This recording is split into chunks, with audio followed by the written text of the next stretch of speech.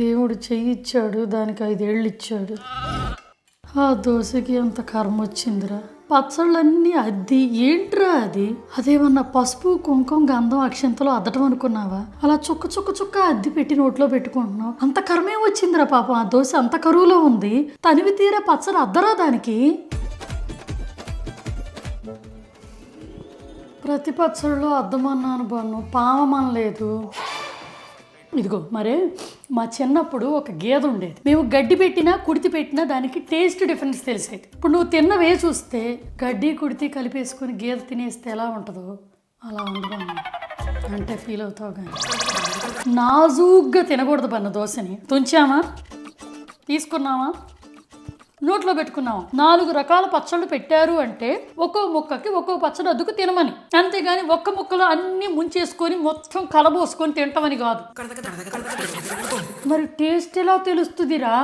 బాగా నాజూగ్గా పెంచితే ఇట్ట తయారయ్యాడు. ఇది ఇంకో రకం.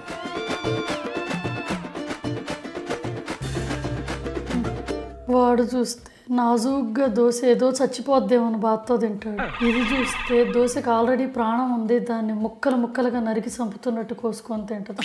ఒకడు నాజూకు, ఒకడు నాటు, సరిపోయాడు. 4 రకాల పచ్చళ్ళు చేసి అన్నీ కలిపి ఒకటే పచ్చడి చేసేసింది. ఆ దోశని మానసికంగా శారీరకంగా చిత్రవద చేసి చంపేసింది. బన్నోబెట్టు, ఇద్దరు ఒక్క నిమిషం ఆగండి రా. వీళ్ళిద్దరిని ఇప్పుడు మార్చకపోతే పెద్ద నాకు మార్చలేను. బన్ను, ఆ ఫోర్కు నైఫ్ అక్కడ పక్కన పెట్టరా.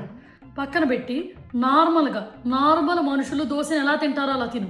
నువ్వు క్రూరంగా తినే దోశని ఫోర్కు నైఫ్ వాడి నాజూగ్గా జెంటిల్గా తింటాం అలవాటు చేసుకో. చేంజ్. ఇప్పుడు తినండి ఇద్దరు ప్రశాంతంగా.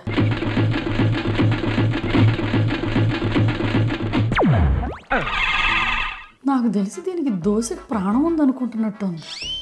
చీల్చి చెండాడుతుంది. వీళ్ళని మార్చడం మన వల్ల కాదు. నాకు ఒకటి అర్థమైంది. మనం మనుషుల్ని మార్చామని అనుకుంటాం కానీ వాళ్ళ హ్యాబిట్స్ని మారుస్తున్నాం. వాళ్ళ క్యారెక్టర్స్ని మనం మార్చలేము. ఎవరిని మార్చలేడు భూమి మీద. అది నాకు అర్థమైంది.